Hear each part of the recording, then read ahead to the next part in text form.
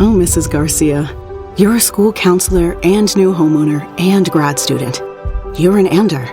National University supports the whole you, so you can focus on what matters most. Learn more at nu.edu.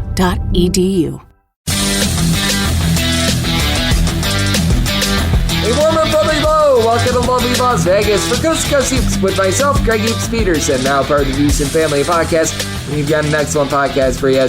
Joining me in segment number 2, the Pro Football Doc himself, Dr. David Chao. We're going to be diving in on all the injuries that you need to know prior to the NCAA Tournament, because this year feels like there's quite a few of them. Now, a little bit behind the curtain, we did this before we knew that Kevin McCullough was for sure going to be out of the fold, but we knew that he was going to be quite banged up. We're going to be talking about how Kansas is going to be dealing with all those injuries. What can we expect out of Braden Smith, Tyler Kolek? I know there are those of you out there in the great state of Wisconsin concerned about their injury front as well.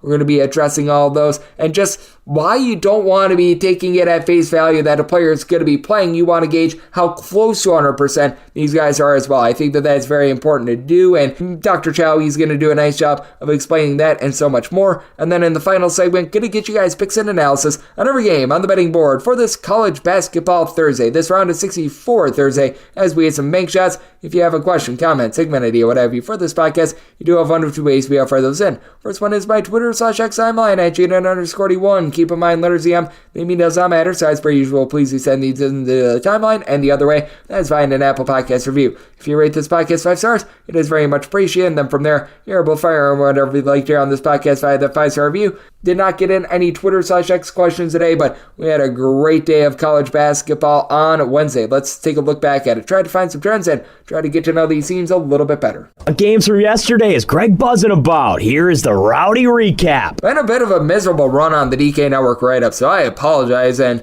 it was a miserable run for Montana State at the end of their game, as well as Montana State. They got up double figures in this game. Looked very good for the write-up, and it looked very good for Montana State being able to survive and advance, but they made like your buddy at the bar and could not close. Grambling gets their first win over a Division I team outside the conference all season long in overtime, 88-81. For Grambling, they go just 4 of 10 from 3, but they dominated the boards, winning that battle 41-27. For Montana State, you had Robert Ford be Bill Ford tough, 26 points, 6 boards, 4 assists, goes 6 of 8 from 3, while Brian Garaki goes 4 of 9 from distance. But Grambling, they just kept at it. They were able to overcome that double-figure deficit, and they were able to get 19 big points off the bench from Jamel Kofer, who for the season was averaging 2.8 points per contest. So that was big for them. And then in game number 2, it was an almighty slog as Colorado, they outlast Boise State by a count of 60-53. It's a Boise State team that, by the way,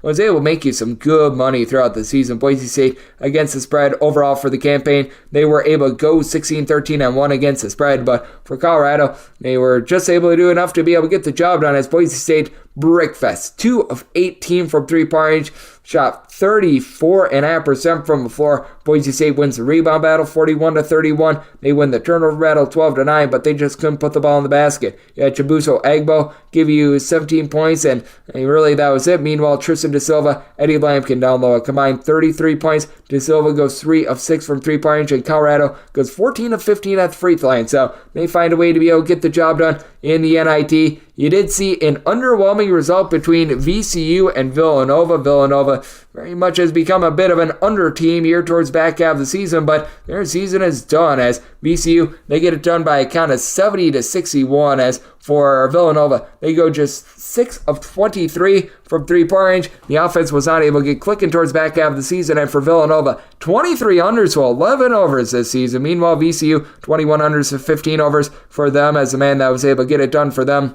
He got 17 big points off the bench from Joe Bashmili, so they are able to survive and advance in the NIT, and so does Cincinnati. It took overtime against the Dons of San Francisco, but for Cincinnati, they win by a count of 73-72. If you, like me, had the under, this was a closing total of 144.5. Yeah, that was brutal. As Malik Thomas, he throws in their 31 points for San Francisco. San Francisco plays even up on the glass, even up with regards to turnovers, but for Cincinnati, reason why they win this game, they're able to shoot just a little bit better from 3, 11 of 30. Meanwhile, San Francisco, while they do go 9 of 22 from three-point range, overall from the floor, they were only able to shoot about 42.5%. So Cincinnati, alas, they're able to survive and advance. Wake Forest, they get a nice win and cover over Appalachian State. This by a count of 87-76, and it's been a Wake Forest team that has been just a complete night and day different team when they've been at home rather than when they've been in a road/neutral court setting. As at home this season, Wake Forest 13-4-1 against the spread. For Appalachian State, they go just 7 of 27 from three-point range. Meanwhile, for Wake Forest, how about Kevin Boopy Miller going a perfect 10 of 10 at the free throw line, 31 points out of him, and then Austin Carr, Efton Reed, a combined 23 rebounds to win that rebound battle by a count of 39-31. So Wake Forest, they advance in the NIT. We saw some CIT action out there as well. You had Tarleton State and Abilene Christian playing on back-to-back days, and Tarleton State, they were up for it, and Abilene Christian was not. 86-59 the final, and for Tarleton State, they have really done a nice job against the spread for you all season long. Tarleton State against the spread is now 20-11, so they did quality work there for Abilene Christian. They go 7-21 from three-point range. They lose the rebound battle by a count of 36-31. Meanwhile, for Tarleton, 4 separate guys in double figures. They shoot north of 50% from the floor, and for Tarleton, they win the turnover battle by a count of 16-9. You saw a nip and tuck game out there in the CIT as well between Fort Wayne, old IPFW, and Bowling Green, and Fort Wayne at the end, they're able to pull it off, get the job done, 77-75. This after they very nearly blew a 12-point halftime lead. I believe that they had gotten up as high as 13 or so in this game, but for Bowling Green, the 26 points from Marcus Hill, not enough in this one because they go just 5 of 20 from three-point range. Meanwhile, Fort Wayne, 10 of 11 at the free throw line, needed every single one of them. For Bowling Green, they lose the turnover battle by a count of 14-12, and they actually lost the rebound battle as well. It's a Fort Wayne team that's had a little bit of a tough time hitting the glass, and they did a very nice job executing on this night. Seton Hall was trying to show why they belonged in the NCAA tournament. Not necessarily the world's greatest showing, but they're able to survive and advance against Old St. Joe's, who did not look like a bunch of average Joes, by the way. This by kind of 75-72. They needed overtime to be able to pull this one off, and for Seton Hall, it's been a bunch that's had a little bit of a tough time from distance all season long. Went just 9 of 30 from three-point range, but Elamir Dawes bailed them out. 6 of 14 from three-point range, 26 points, 10 rebounds. You did have Dylan Adi Awusu, who was able to go 3 of 7 from the outside as well. For St. Joe's, if they shoot to their average, they certainly would be advancing in this tournament. Just 10 of 38 from distance for them. They lose their turnover battle as well, 16-15, but you did have a pretty good effort from Eric Reynolds. He was able to supply the team with 27 points, and even though St. Joe's, they're unable to get the outright win, they are able to get the cover in this one, and this was a total that was at 147.5. If you got this late, even despite overtime, you were still able to get that under.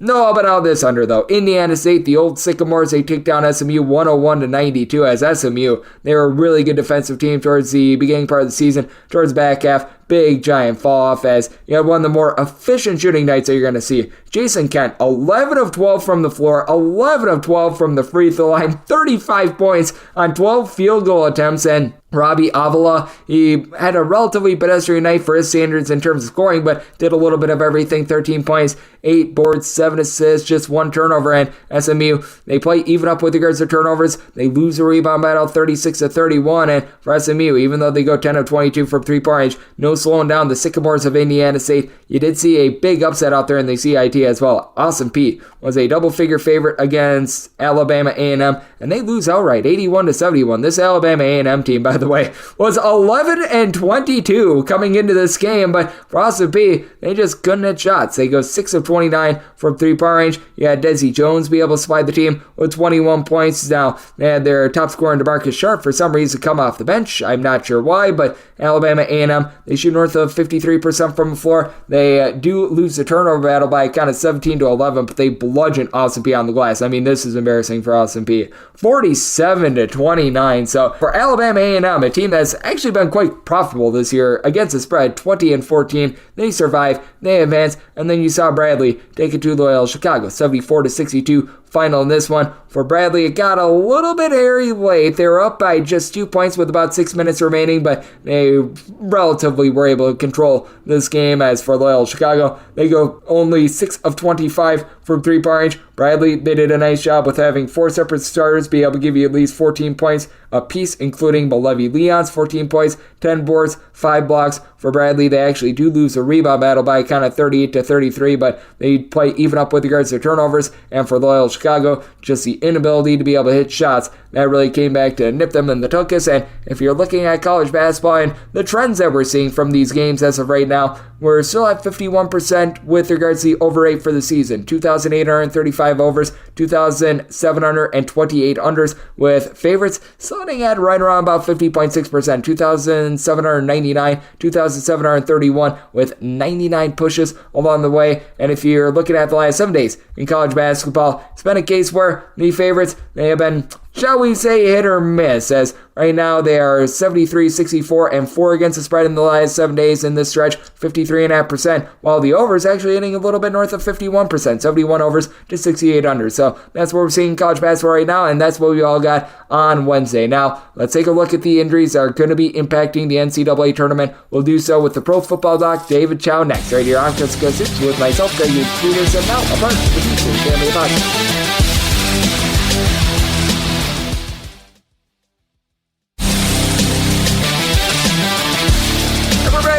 Las Vegas, but just with myself, Greg H. Peters, and now a part of the Beats and Family Podcast. It is great to be joined by this man as Dr. David Chao. He does an absolutely tremendous job taking a look at so many different things. You know him a little bit better as a pro football doc, but he does an amazing job taking a look at all these injuries in sports. I know that he's out there in the San Diego area, so when Fernando Tatis Jr. was dealing with all of this stuff last few years, he was an aforementioned expert on that front. I know that he's doing amazing work taking a look at how these injuries are going to be affecting the NCAA tournament. We're certainly going to be diving in on that front here, and you're able to follow Dr. Chao on Twitter/X at Pro Football Doc all together. And Dr. Chao, it's great to have you aboard. Thank you. Thank you, Greg. I mean, you're the college basketball expert.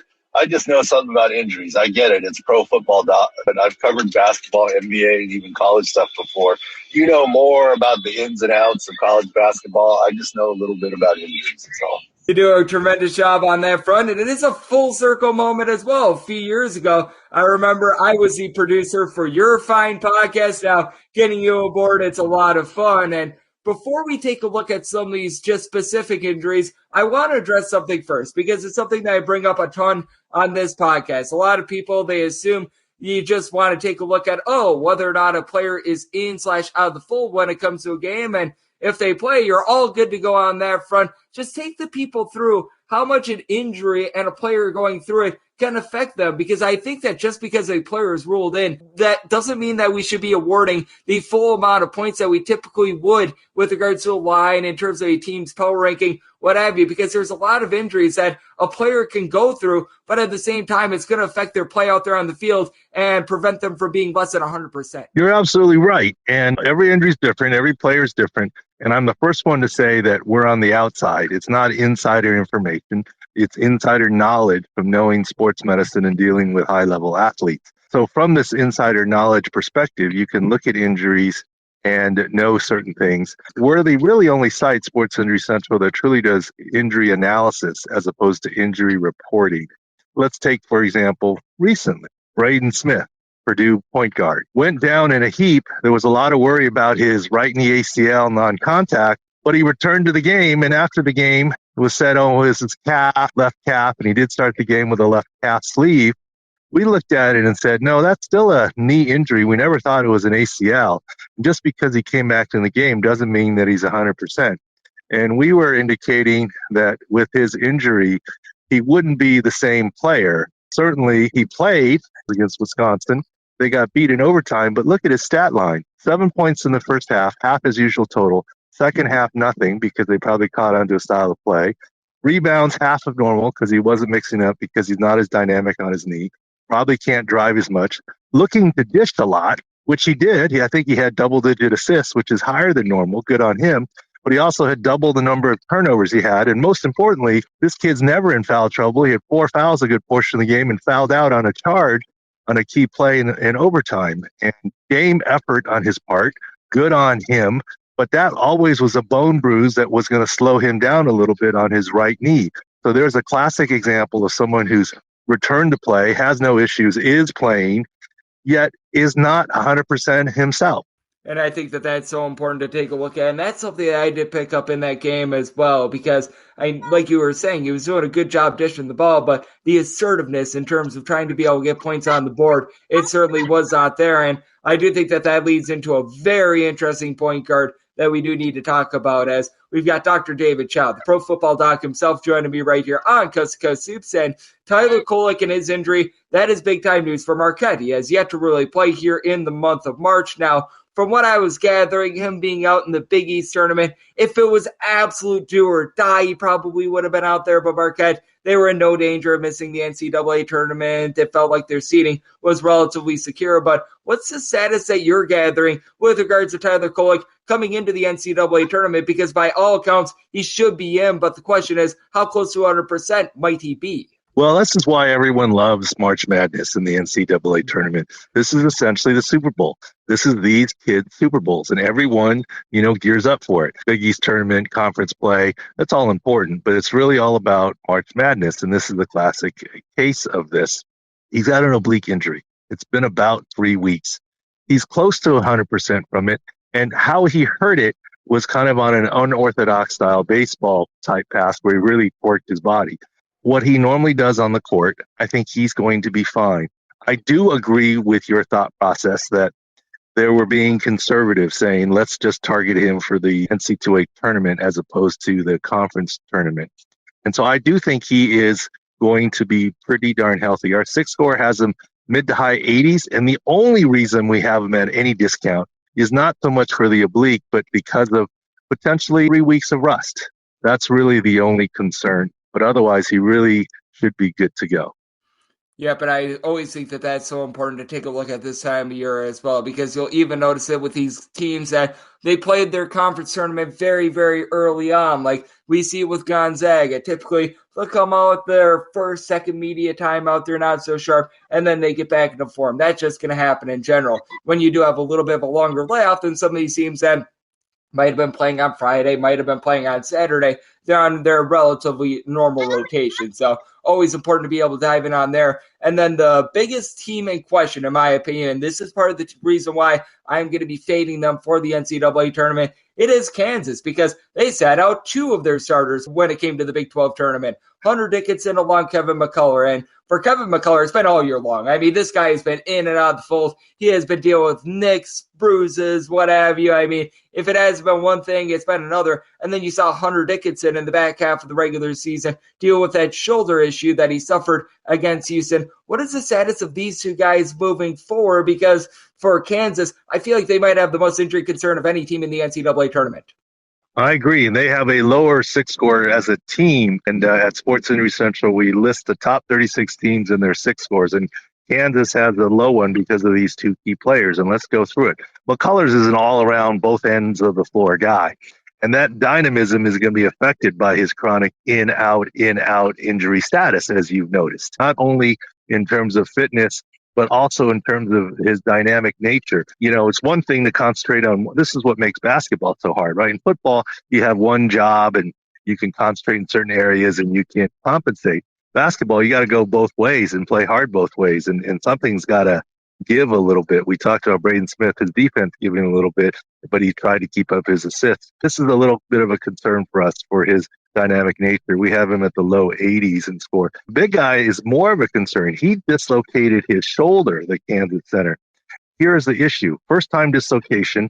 The coach, of course, said he looks good in non-contact practice. Well, yeah, that makes sense, but this is a contact game. I've always said basketball is a contact sport.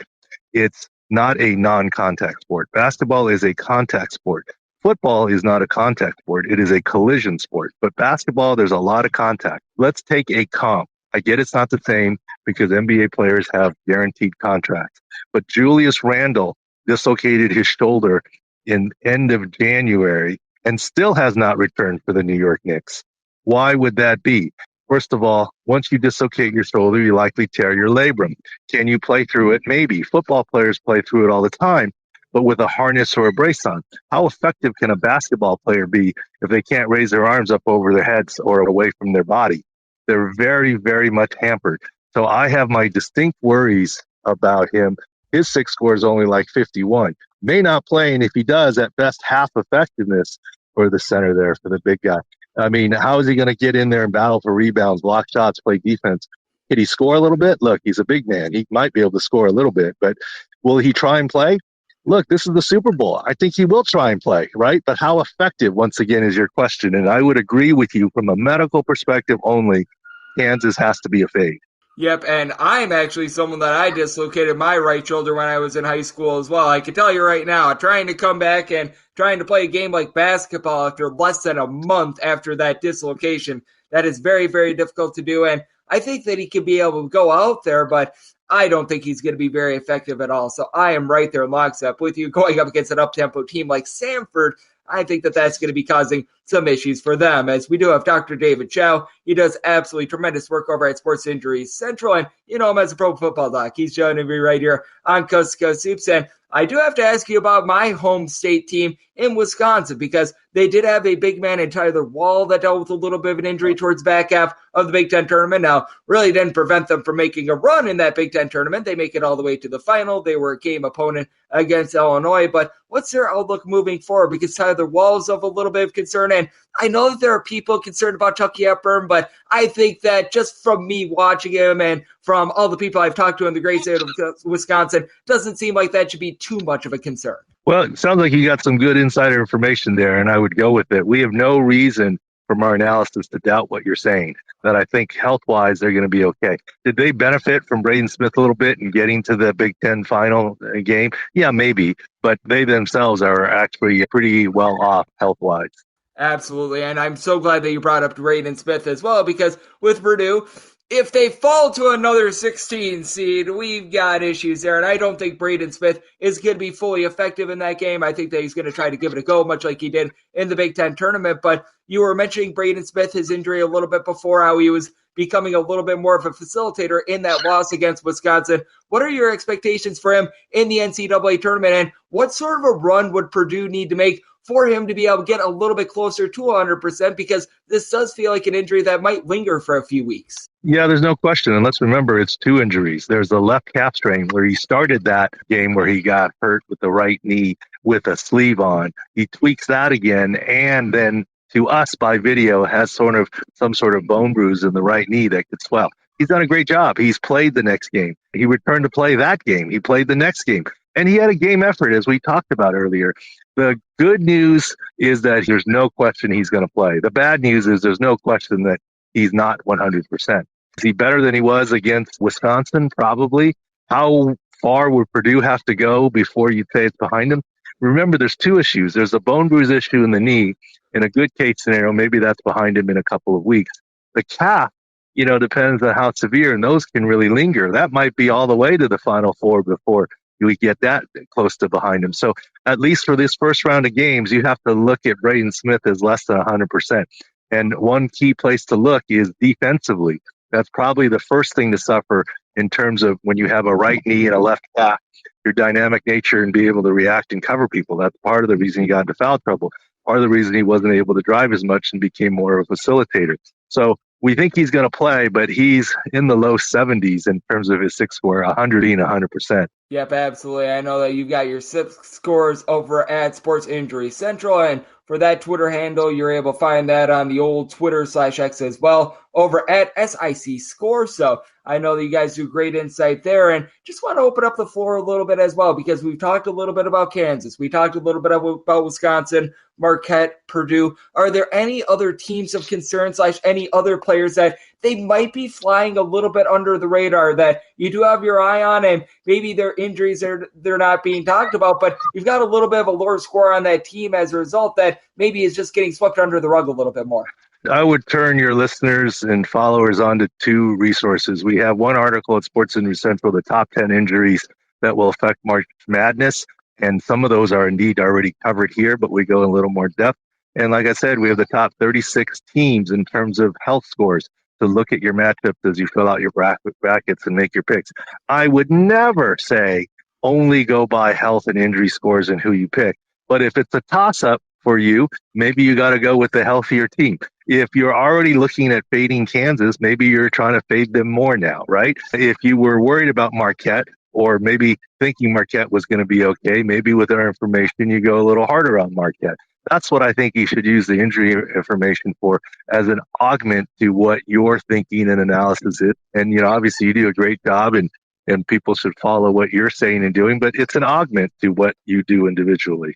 Yep, absolutely. I think that's so important to know. And I know that one of the teams that you did list in that article is a team in Northwestern in an 8 versus 9 matchup against Florida Atlantic. So I think that's good information, as well as we know that Ty Berry is going to be out for the season for them, but they've been dealing with a few additional injuries as well, and that is something that is very much worth noting. And Dr. Chao, I know you're doing an amazing job covering so many different things. Obviously, with a name like the Pro Football Doc, you're always looking at football, and that season never, ever ends, but you're doing a great job on the college basketball front. I mentioned it a little bit before. I know that when Fernando Tatis Jr. was dealing with all of his injuries, your man out there in San Diego, you did a great job on that front as well. So let the good people at home know what's all on tap for you and how people are able to follow all of your work over on social media and other platforms. I started with Pro Football Doc, and I stuck with it because I have 17 years of experience as a head NFL team physician.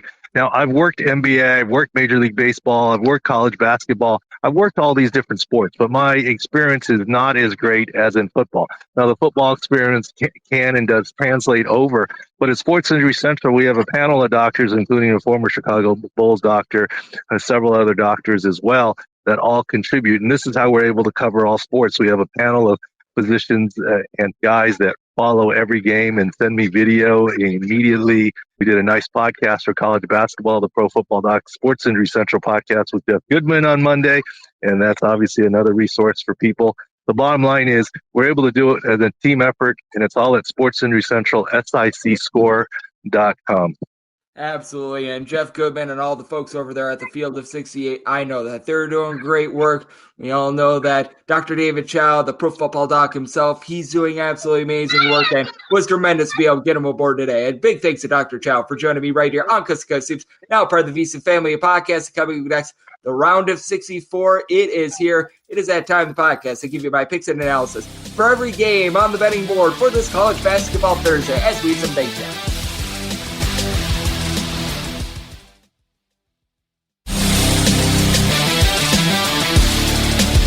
And we're back here in lovely Las Vegas for Coast to Coast Hoops with myself, Greg Hoops Peterson, now part of the VSiN family of podcasts. It is always a pleasure to get on David Chao. He is the Pro Football Doc himself, but as you can tell, he's been around so many different games for so long. He knows all about these sports injuries, and I do think that it's a big component to what we're going to be taking a look at here in the NCAA tournament. As I always say on this podcast, it's not just about, is player X, player Y going to play or not? It's how close to 100% they're going to be. Now, obviously, we now know that Kevin McCullough is going to be out of the fold for Kansas, but really good insight there. Was great to be able to get him aboard, and feel like we all got a little bit smarter from that. So, big thanks to Dr. Chao for joining me in the last segment. Now it is that time of the podcast to give you picks and analysis on every game on the betting board for this college basketball Thursday, this round of 64 NCAA college basketball Thursday, as we hit some bank shots. Most financial establishments close at a certain time, but not here.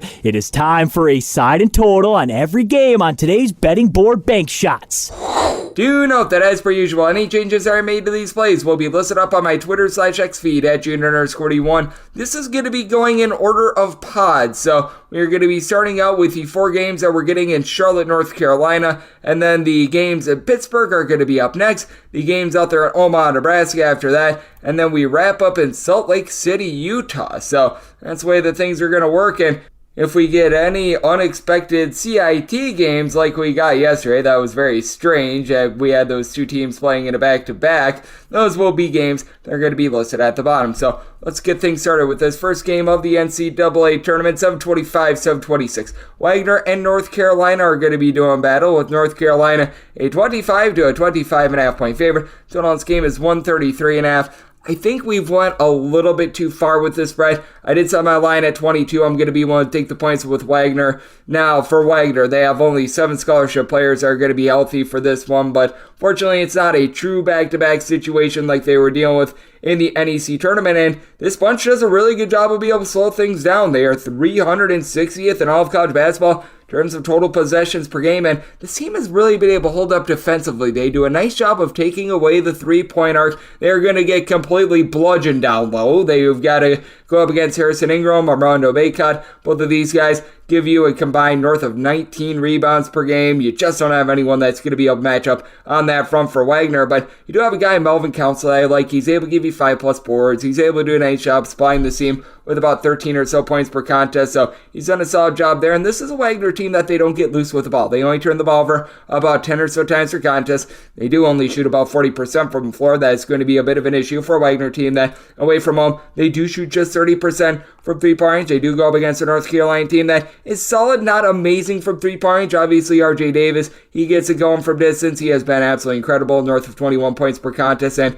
to the credit of North Carolina, they shoot about 35% from three-point range at home. Actually goes up to about 35.7% in a roadside church court setting, but this has been a Wagner team that has been able to have their success when they've been away from home. This Wagner team, 45th in the country in terms of points allowed on a per possession basis in a roadside church court setting. This actually ascends into the top 35, so they do a solid job there in North Carolina. Top 25 team as well. With regards to their points allowed on a per possession basis, North Carolina does a good job of cutting off the three-point arc, and you know that with all the size of North Carolina, there's not going to be a lot down low for this Wagner team, but Javier Esquera is able to do a nice job doling out the ball. And then when it comes to North Carolina, it's not like the world's most deep team. I like Cormac Ryan, Elliot Cardew, these are guys that do a solid job, but I do think that this line has went a little bit too far. Set my line at a 22. I'm willing to take the 25.5 with Wagner, and I do think that North Carolina is going to be able to get their points. I do think that they're going to get second chances, even though this game is going to be quite slowed down. North Carolina is still one of the more up-tempo teams.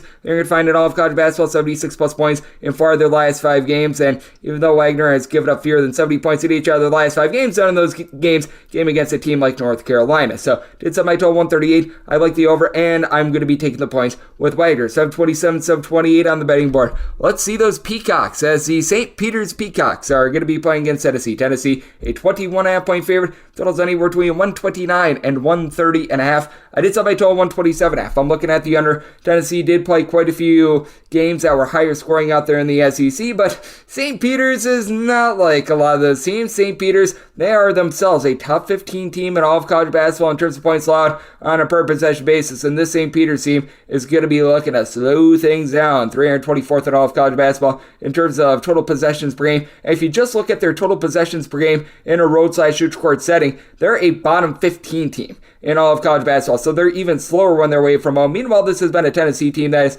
cranked up the tempo a little bit more, but this is still a team that is very rock solid and very strong with their defense, 14th in the country in terms of points allowed on a per possession basis, but I do think that St. Peter's is going to be able to hold in there with the way that they hit the glass. A top 35 team with regards to offensive rebound rate, a team that has been one of the best among all mid-majors in terms of their rebound rate, so I did set my line at a 15.5. I'm going to be willing to take the points. Corey Washington coming on as a top flight scorer for the St. Peter's team has been big. He's been able to supply the team with about 16 points per contest. Now, where St. Peter's is going to go wrong is that they're a good rebounding team, but they're a team without a lot of size, and Tennessee, they clearly provide quite a bit of that. You've got someone like Toby Awaka, who's able to do a nice job down low. Jonas Adu has been able to give you about 6 or 7 rebounds per game. Tennessee, one of the top rebound rate teams in all of college basketball, but they're doing it in the SEC. You've got a St. Peter's team that's doing it in a very much smaller conference, being out there in the Metro Atlantic, but for St. Peter's, they also have a guy in Latrell Reed that's relatively versatile. He gives you about 11 points, 4.5 boards, 4.5 assists. He's been able to shoot 35% from 3. It's a rough shooting St. Peter's team at about 32.5%, but they've been able to get better as the season has gone along. Meanwhile, Tennessee, they've got Dalton Connect connecting, shooting 39.5% from 3, 21 points per game, but just take a look at this Tennessee team, and yeah, they were able to crank up the tempo, but at the same time, at their heart, this is still a team that's able to play relatively slow. They're able to do a nice job locking down on defense. We saw them when they faced off against South Carolina those 2 times. Those were relative slogs with them. Last time they faced off against a team like South Carolina, winning that game by kind of 66-59. So I do think that things are going to be a little bit more slowed down. St. Peter's going to need to take care of the ball. As Tennessee, they do that. They only turn the ball over 10.5 times per contest. For St. Peter's, more like 13 times per contest. But even though Tennessee is amazing with their defense, they're not generating quite as many turnovers as they did a season ago. They're still solid with that regard. They're still getting in that neighborhood about 8 steals per contest, with having Josiah Jordan-James being so versatile, a little bit over a steal, 8.5 points, 6.5 boards. Love his game, but I do think that this line has gotten a little bit out of whack, though I do know that St. Peter's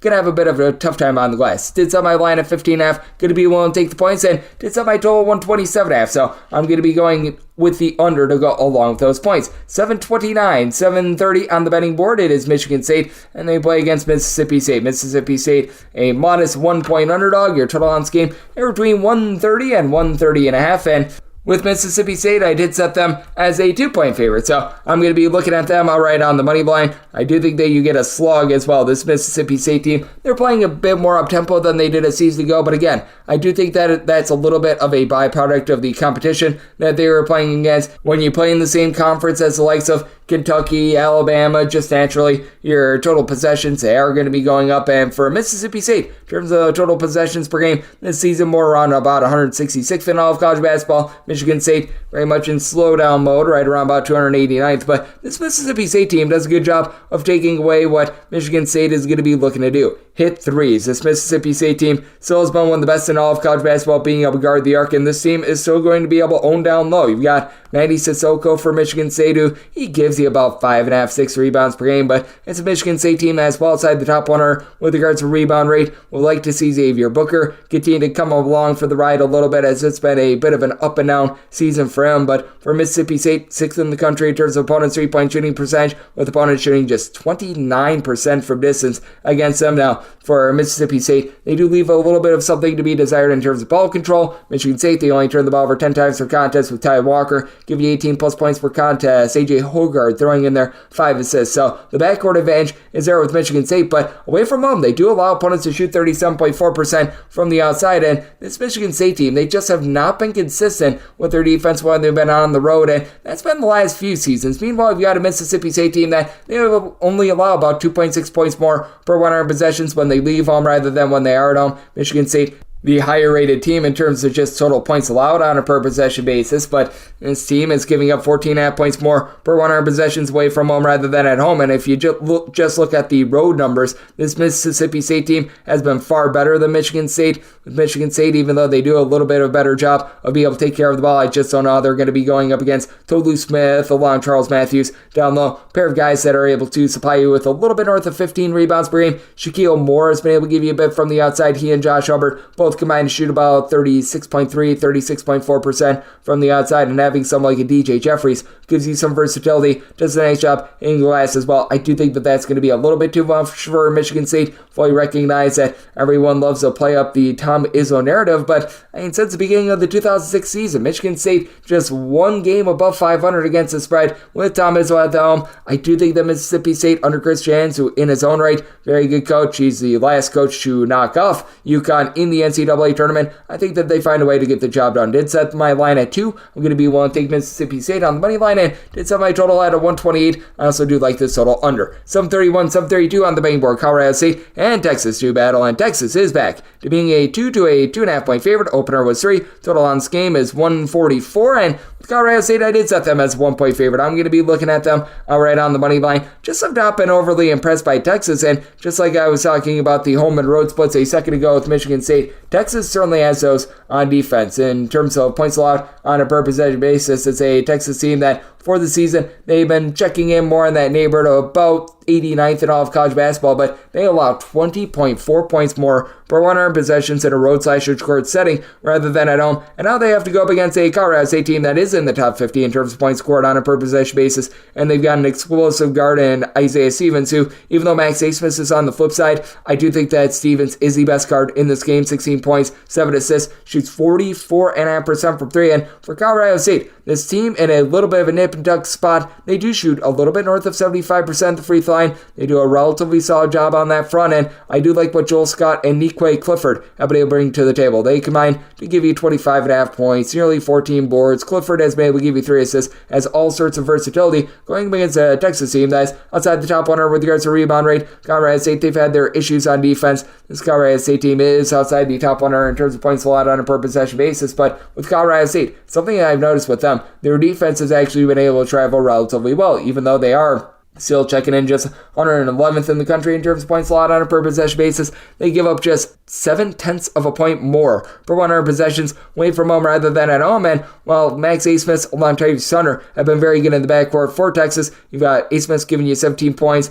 4.5 assists, shoots 37% from 3. Hunter is able to give you right around about 4.5 assists, 11 points per contest himself. Really outside of Dylan Mitchell is able to give you 7.5 boards per contest. Nobody else gives you north of 5 rebounds per game. You got Brock Cunningham, who he's getting a reputation as a little bit of a dirty player. He's been able to give you a little bit down low. And for Texas, they do shoot about 36.2% from 3-point range, but this is also a Texas team that when they're on defense, they give up quite a few open looks from distance as well, allowing opponents to shoot 40.2% from 3-point range in a roadside shooting court setting. Not that Colorado State is necessarily the Mona Lisa Vito of their outside shooting defense, but they allow opponents away from home to shoot 32.1% from distance. I think that Colorado State finds a way to get the job done, and I do think that they bludgeon Texas from the outside. I did set my total at 145 as a result, even though Colorado State is outside the top 270 in terms of total possessions per game. I think that they're just going to be flat out efficient in this game, so looking at the over, and I'm looking at Colorado State outright on the money line. Now let's head to Pittsburgh, Pennsylvania for this sector of games. 7:33, 7:34 on the betting board. NC State is going to be playing against Texas Tech. Texas Tech is a 5 to a 4.5 point favorite. Your total on this game between 145.5 and 146.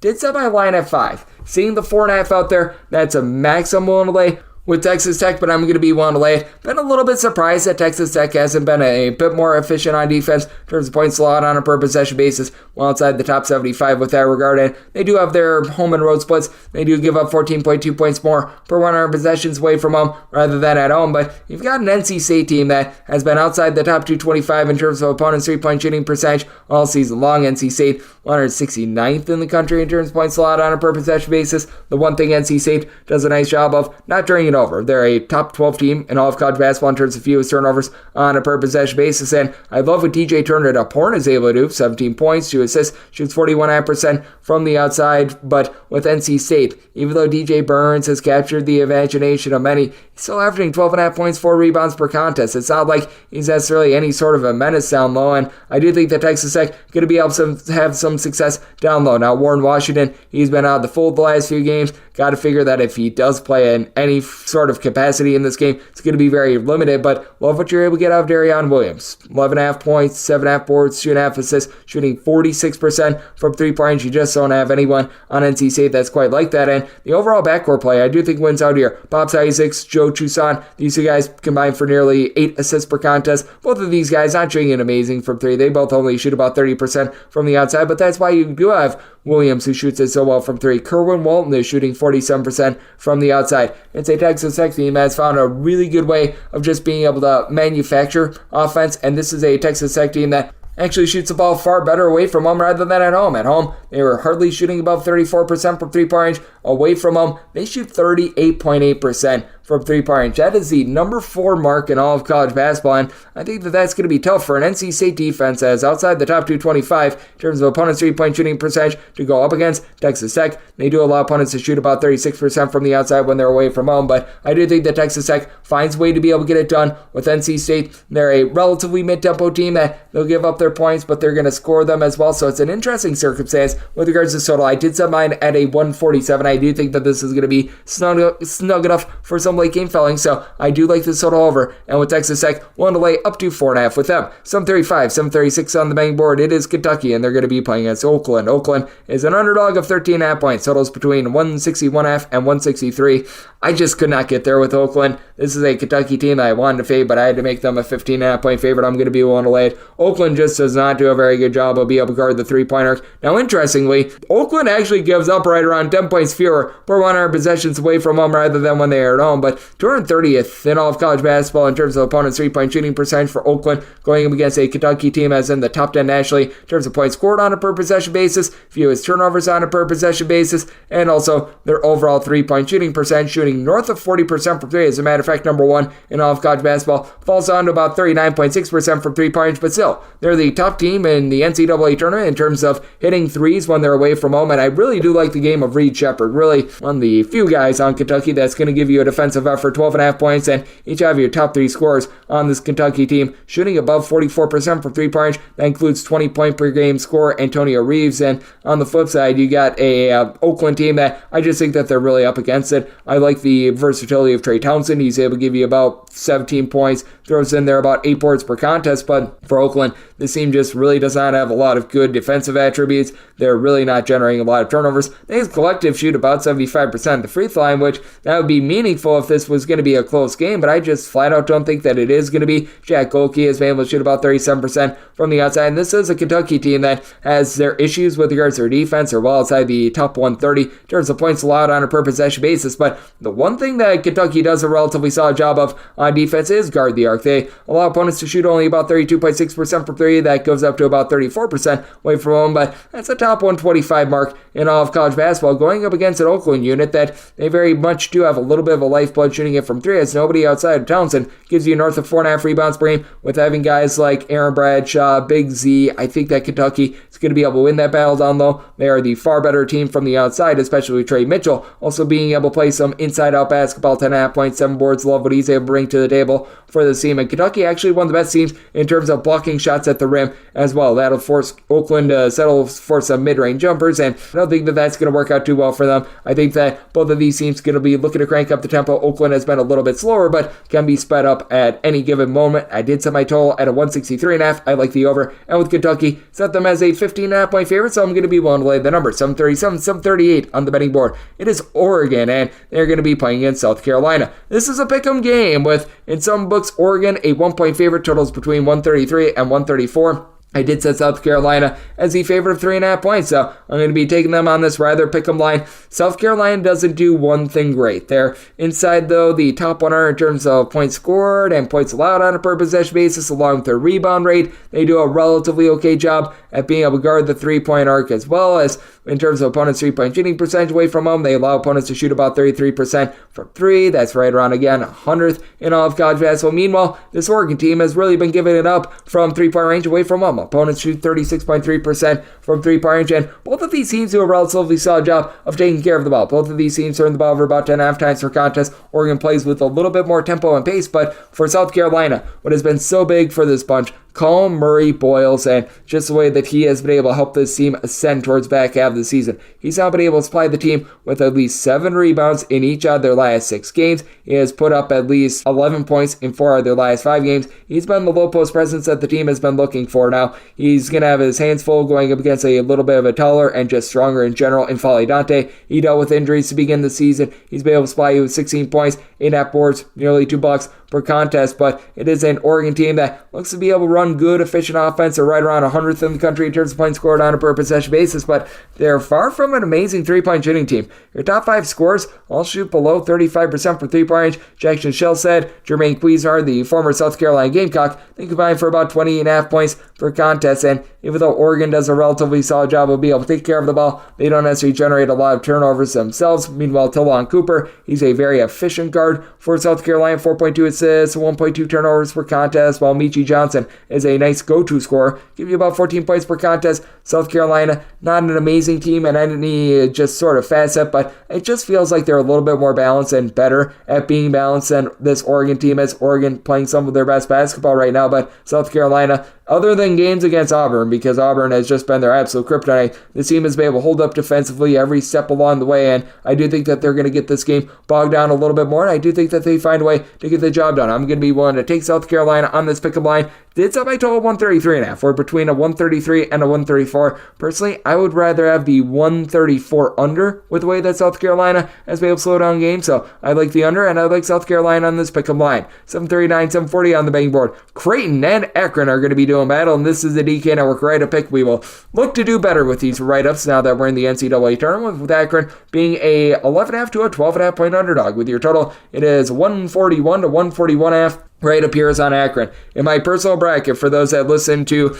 the bracket podcast I did a few days ago, I actually advanced Akron on the bracket. Now, was not frisky enough to get with the money line, and I would not write up a plus 650 money line, but that said, I do take a look at this Akron team. I think that they're very live in this game. I set my line at 8.5, so getting north of 12 in a lot of spots. I think that this has just gone too far, and I think that this is a bad matchup in general for a Creighton team that doesn't have a lot of depth. Other than Fran Farabello, you don't have anyone off the bench giving you north of about 9.5 to 10 minutes per contest. With Creighton, this is a bottom 5 team in all of college basketball in terms of turnovers forced on a per possession basis. This will allow Akron to be able to get in their sets and really run things through their main man, Enrique Freeman. He is the nation's leader in rebounds, 18.5 points, 12.9 boards, 1.8 blocks per contest on 37% three-point shooting. The backcourt leaves a little bit of something to be desired, but this team does shoot it relatively well from three-point range, with Greg Dribble along with Sammy Hunter supplying you with about 19.5 points per contest. Both shoot about 36% from three-point range in a nip-and-tuck game. It's an Akron team that has each had their top 5 scorers, shooting at least 72.8% at the free throw line. And for Creighton, they would be violating copyright infringement if they open up a restaurant, because it's 5 guys. And I love Ryan Kalkbrenner, Baylor Shireman, Trey Alexander. They combine for about 52.5 to 53 points per contest. They all give you at least 5.7 rebounds per game as well. But Akron, in terms of their road rebound rate, top 40 team in all of college basketball. Creighton is outside the top 50, and with this Creighton bunch, among their top 4 scorers, only Baylor Shireman shoots about 33.5% from 3, going up against an Akron team that is 14th in all of college basketball in terms of opponents' 3-point shooting percentage. Just a very, in general, one-dimensional Creighton team. I wish they would go to their bench a little bit more, utilize guys like Frederick King, who in spurts they've been relatively solid. Now, it's a Creighton bunch that they do shoot 78% of the free throw line, so in a late game fouling situation, they're in good shape there. But if you're finding yourself in a late game fouling situation, you probably already have gotten the cover with an Akron team that has been able to do a good job with their defense. They have given up now 63 points or fewer in 4 of their last 5 games, and for Creighton, while they do rank 17th in all of college basketball in terms of points scored on a per possession basis, that takes a massive drop-off when they're away from home, as in a roadside shoot-to-corner environment, Creighton is averaging 18.9 points fewer per 100 possessions rather than when they are at home, and this Creighton bunch has scored 67 points or fewer in regulation in 7 out of their last 14 games away from home. So, DK Network write-up pick, that is taking the points with Akron. I think that they're very live in this game, and I advanced them in my bracket. I also did set my total 137.5, so looking at the under and my write-up, that is taking the points with Akron. 741, 742 on the betting board. It is Duquesne and BYU doing battle as we now head out to the Omaha, Nebraska pod, and with BYU, they are between a 9.5 to a 10-point favorite. Total on this game between 141.5 to a 142. Now, truth be told, this was an opener of 8. I did take the opener with BYU. If I had to bet it right now, though, this has just gotten a little bit too far out of control, as I did set BYU as a 9-point favorite. So here at a 10, it would begin to be my buy point on Duquesne, as this Duquesne team has actually been able to do a very solid job with their defense. They have become a top 85 team in all of college basketball in terms of points allowed on a per possession basis. The biggest concern that you've got with Duquesne is that they're a very top-heavy team. Jimmy Clark, the third, along Dayton Grant, they've been able to combine for about 32 points per contest. They, between the two of them, are able to give you about 6.5 assists, 3.5 steals. Both shoot 33.5% from three-point range, and then only one other player on the roster gives you north of 7 points per game, and that'd be David Dixon with 7.1 points per contest. But Duquesne just has an uncanny ability of just being able to hang around games, because they've been able to do a good job in terms of making sure that teams don't get a lot of open looks from 2, and they cut off the 3-point arc. Away from home, opponents shoot just just 30.9% from three. And this is a BYU team that over 50% of the shots that they do take from the floor, they are from three-point range. Now with BYU, they also do a very solid job on the glass, and that's a little bit of an unraveling for this Duquesne team. Duquesne, about 180th in all of college basketball with regards to rebound rate. BYU is more in the top 40 with that regard, and for BYU, it's not like they necessarily have one guy that's just super dominant on the glass, but you just take a look up and down the boulevard for the team, and of your top 6 scorers, 4 of them give you at least 4.2 rebounds per game. Noah Waterman is able to shoot 36.5% per three, and you've got just a lot of equals in general when it comes to this BYU team. Their top 7 scorers, all but one of them shoot at least 35.9% from three-point range. You've got a trio of guys, Ali Khalifa, Spencer Johnson, Dalen Hall. They all give you at least 3.3 assists per contest, combining for about 12.5 assists between the three of them. Only turn the ball over about 10.5 times per contest, going against a Duquesne unit that they do a good job of being able to get in passing lanes, but it's not like they're generating an amazing amount of steals. Other than Dayton Grant, Jimmy Clark, you don't have a ton on that front. Now Dixon down low has been able to give you about 1.6 blocks per contest. Fusani Drame has been able to give you a few rebounds, and this is a Duquesne team that they do turn the ball over about 12 times per game themselves. BYU, not necessarily a heat-seeking missile with regards to turnovers, but this has been a BYU team that has been very explosive with their offense, and they've been giving up defensively. 70-plus points surrendered in 4 of their last 5 games. I do feel like this has a possibility of being close enough for some late game felling where Duquesne is like down 7-8 points with a minute remaining. So I do think that this total just a touch low with the way that BYU has been so explosive, a top 50 team in terms of points scored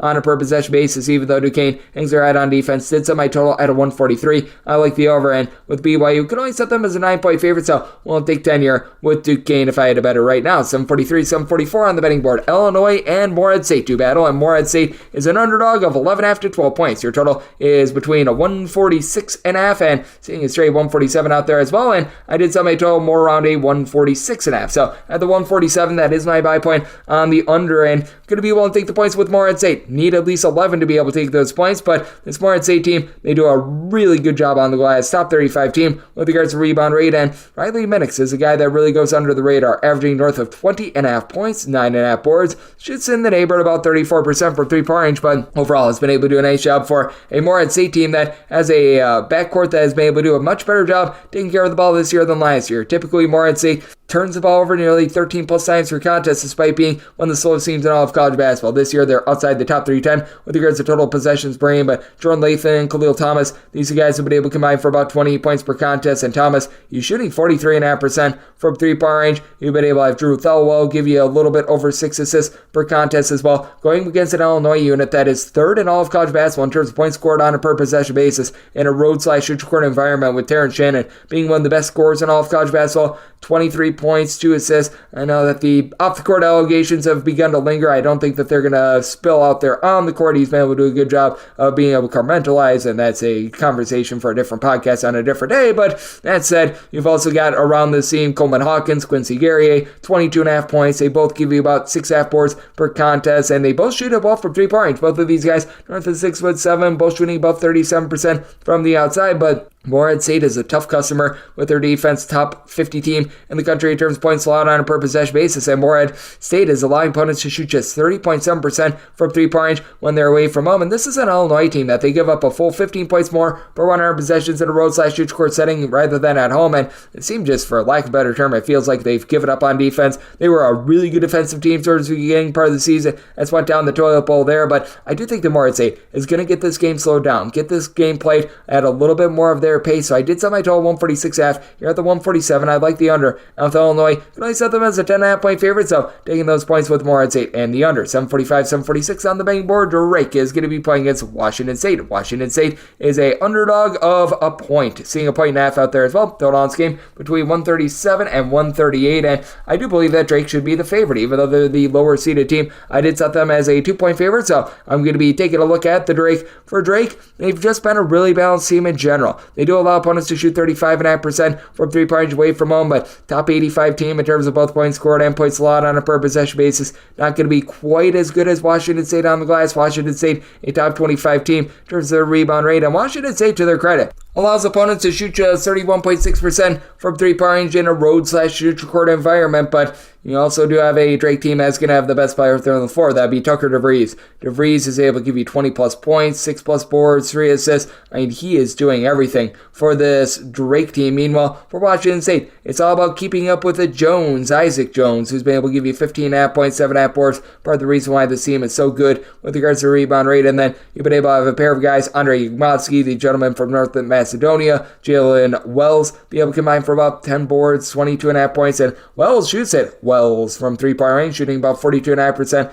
From the outside, and both of these teams very smart in the way that they take care of the ball. Both of these teams committing fewer than 11 turnovers per game, but Drake does a little bit of a better job with ball control, and Drake just has a few more pieces in general in the backcourt to be able to help. You've got guys like Connor Enright, Cooper Garland that combine for about 5.5 assists per contest, while Enright shoots about 44.5% from the outside. Drake as a whole, they do shoot about 36.5% from three-point range, going up against a Washington State team that they're shooting more around about 34% from the outside. I do think that the offense just is going to be a little bit better here for Drake, especially with Washington State when they're away from Pullman, scoring 15.2 points fewer per 100 possessions rather than when they are at home. And Drake is a team that travels relatively well with both their offense and their defense. So I did set Drake as a favorite of 2 points. I'm going to be looking at them in this spot, and also Drake a little bit closer to home in this spot as well. And I did set my total at a 136. Washington State, one of the slower teams in all of college basketball. I do think that this game becomes a little bit of a slog. So I do like the under, and I'm going to be looking at Drake laying that very small number. 747, 748 on the betting board. Iowa State and South Dakota State do battle from Omaha, and with Iowa State, they are a 16 to a 15.5 point favorite. Total on scheme between 135.5 and 136, and I did set my total at a 139.5. I do like this total over. You've got a South Dakota State team that plays quite slowly, outside the top 275 in terms of total possessions per game, but they are well outside the top 250 in terms of points allowed on a per possession basis, and they're going to get lit up from three-point range. South Dakota State, they allow opponents to shoot 35.5% from three-point range in a road/neutral court setting, and I do think that Iowa State is going to be able to take it to South Dakota State. I set my line at a 17.5. I'm going to be willing to lay it with Iowa State. Iowa State does allow opponents to shoot about 33% when they are away from home, but I do think that they are going to be able to do a nice job of just being able to get South Dakota State out of rhythm in general, because for South Dakota State, it's a really all offense, not a lot of defense sort of team, and they've got Zeke Mayo, who's been absolutely incredible in the way that he's able to stuff the stat sheet. With Mr. Mayo, he's able to give you north of 6 rebounds per contest, throwing in there 18.5 points, 3.5 assists per game, but now you have to go up against both Keshawn Gilbert, along team, and Lipsby. They've been able to combine for 26 points, 9 boards, 9 assists, nearly 4.7 steals per contest, while Lipsky shoots 38% from three. We all talk about the Iowa State defense, number 2 in all of college basketball in terms of points allowed on a per possession basis. This is also a top 40 team in terms of points scored on a per possession basis, and for Iowa State, they've given up 65 points or fewer in each of their last 5 games. Meanwhile, for South Dakota State, this team has gotten to at least 76 points in 3 of their last 4 games. So I do think that this is going to be a little bit more of an explosive, up-tempo game. You've got guys in Charlie Easley, Luke Capel, that combine shoot about 41% from the outside between the two of them. You've been able to get nearly 10 boards, about 24 points per contest for a South Dakota State team that doesn't get out of sorts with regards to turnovers, 11 per contest, but I could easily see Iowa State flipping the script there. We've seen South Dakota State, when they go up against pressure, have a tough time with it. I do think that that is going to be the case here. You've got a South Dakota State team that's relatively average with regards to the rebound rate, and it's not like Iowa State is amazing with regards to the rebound rate, but I think that they just do so much in the backcourt that it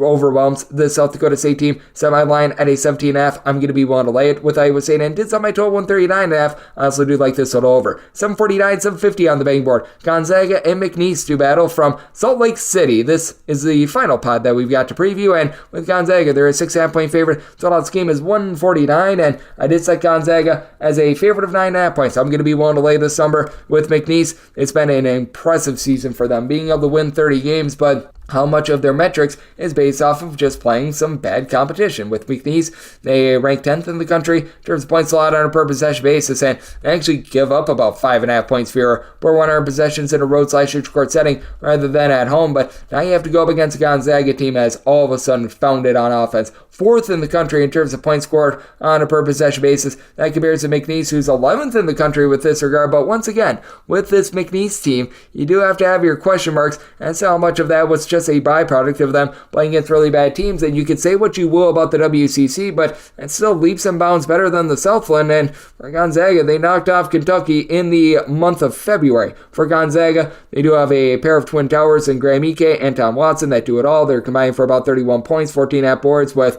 Watson now shooting 40.5% from three-point range. And Gonzaga, top 10 team in all of college basketball in terms of fewest turnovers on a per possession basis. And the man that has really been able to flip the switch has been Ryan Nembhard. Nembhard had a little bit of a tough time towards the beginning part of the season, being able to pop threes, was turning the ball over a little bit too much, combined 5 turnovers in the last 3 games while doling out a combined 32 assists in that time span. I would say that he's been able to do a solid job on that front. It is a McNeese team that may have been one of the better teams in all of college basketball, being able to generate turnovers, but not necessarily so much in those step-up spots. Shot Wells, one of the best players in all of college basketball in so many different aspects. 18 points, 4.5 boards, 4.5 assists, 3 steals, shoots 40% from three-point range, and as a matter of fact, for this McNeese team, out of your top 5 scorers, 4 of them do shoot at least 40% from 3. Lone exception, Christian Schulmade, who gives you 9.5 boards, 12 points per game, but with McNeese, even though they did knock off Michigan a little bit earlier in the season, that is a win that it aged like milk. You've got a McNeese team that I think in general is going to be a little bit overwhelmed by the sheer size, the sheer athleticism of Gonzaga, and I really like the way that Gonzaga comes into the NCAA tournament. We're going to fade that trendy dog. I did set Gonzaga as a favorite of 9.5 points and did somebody total 145.5. Gonzaga last season was a bunch that really didn't play any defense, and they've been much more up-tempo in past years than they are this year. Gonzaga currently a bunch as 53rd in all of college basketball in terms of points allowed on a per possession basis, going up against a slow-tempo McNeese team. So it's a spot where I'm going to be willing to lay with Gonzaga, and going to be taking a look at the under as well. 751, 752 on the card. It is Samford. They play against Kansas. Kansas is a favorite of 7 points. Totals anywhere between 153 and 154. Kevin McCullough is not going to be playing in this game for Kansas, and that is a big-time issue. He is their top scorer, and the fact that this line was right around 7.5 to 8 when Kevin McCullough was thought to be in the fold, and then when he gets ruled out, it drops to 7. That to me is a little bit befuddling. I thought that it would drop even further, but all the more value on a Samford team that has a lot of depth going against a Kansas team that clearly does not. A core has been very good for the Samford team. It's able to give you 15.5 points, 6 boards, shoots 44.5% from 3. And for this Samford team, each of your top 5 scorers shoot at least 36% from 3. Each of your top 3 scorers shoot at least 42% from the outside. It's very much a whole is greater than the sum of its parts approach. You've got so many different guys that just contribute minutes in general. I believe that you've got 12 guys that give you north of 12 minutes per contest. Meanwhile, for Kansas, who's now going to step up with Kevin McCullough being out of the fold? You have to figure that the onus is going to be falling a little bit more on Marco Jackson, who's been only able to give you about 4 points, 1.7 assists per contest, has not shot it well from three-point range, and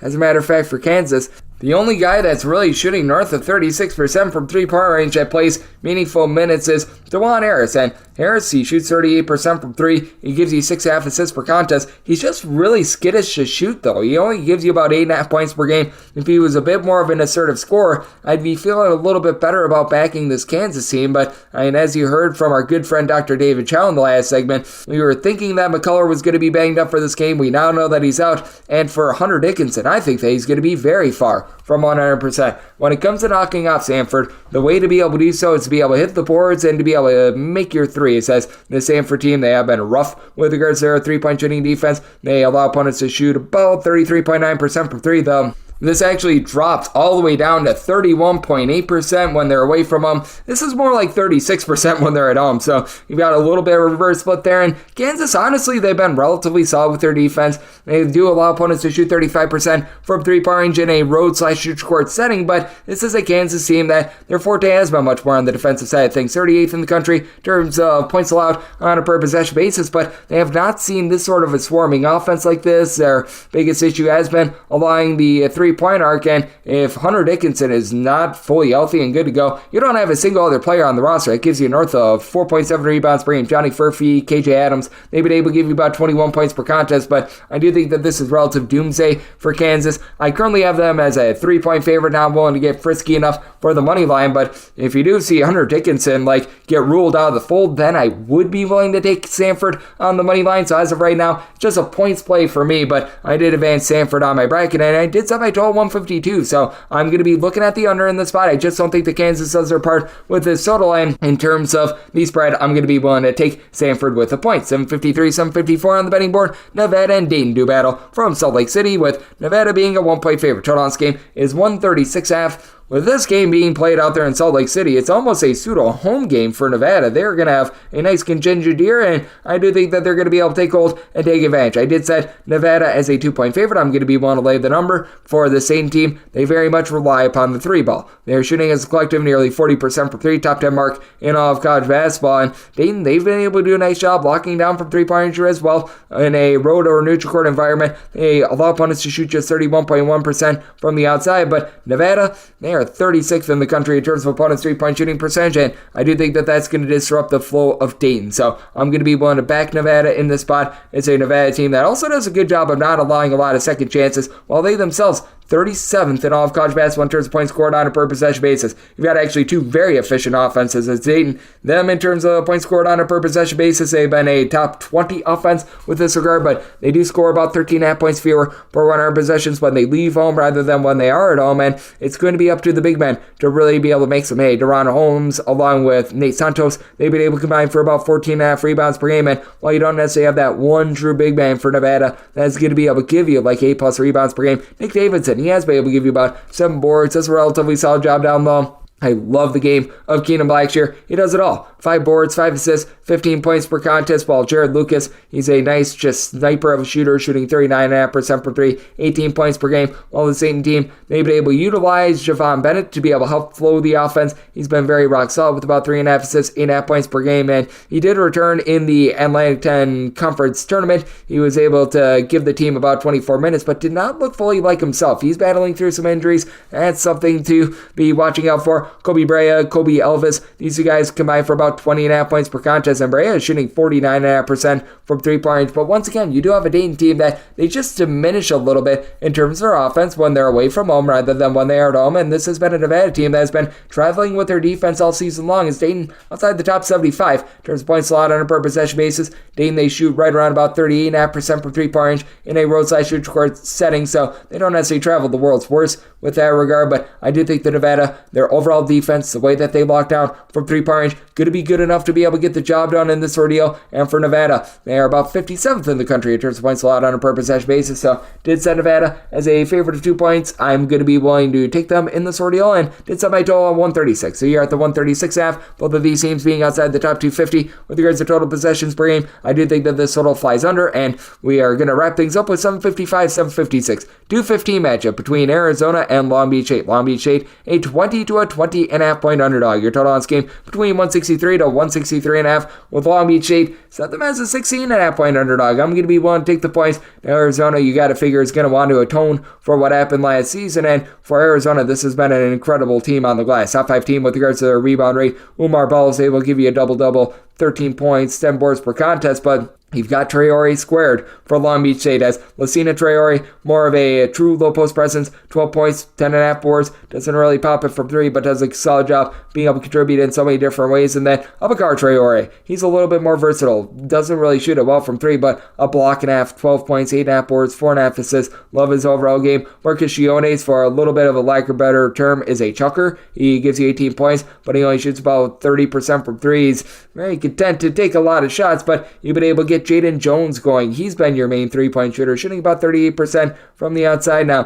for Arizona, one of their biggest weaknesses is outside shooting defense, so you'd like to see Long Beach State be a little bit better with that regard, as Arizona, they do allow opponents to shoot 34.8% from 3-point range in a roadside shoot court setting, and Long Beach State certainly has been giving up the arc all season long. Long Beach State, in terms of opponents' 3-point shooting percentage, 264th in all of college basketball. That 35.1%, same at home rather than away from home. And you've got Pell Larson, along with also Caleb Love, a pair of guys that will be able to give you double figures. They do a nice job of really being able to light you up. They have been able to shoot both a combined about 38% from 3, though Love only shoots about 35% from the outside. Larson more around 43% from 3. And we did see Caleb Love struggle a little bit in the Pac-12 tournament. He can be a little bit of a streaky player, and he scored 11 points or fewer in each of the last 3 games. Arizona, they do turn the ball over 12 times per contest. That's a little bit more of a byproduct of them just playing so gosh darn up tempo. And for Arizona, they should be able to win that battle on the glass. But with Caleb Love being in a little bit of rough form with this Long Beach State team, really playing for something, as Coach Dan Monson got fired before the start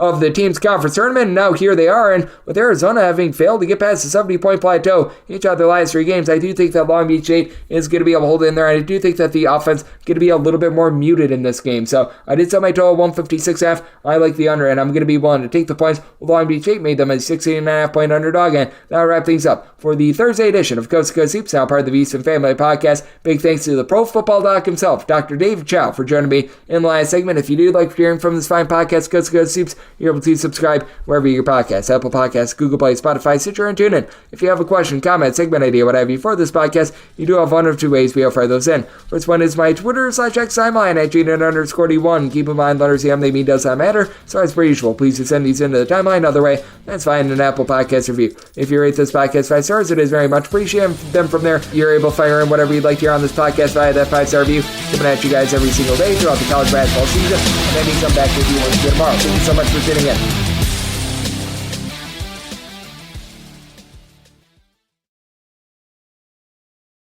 Oh, Mrs. Garcia, you're a school counselor and new homeowner and grad student. You're an ander. National University supports the whole you, so you can focus on what matters most. Learn more at nu.edu.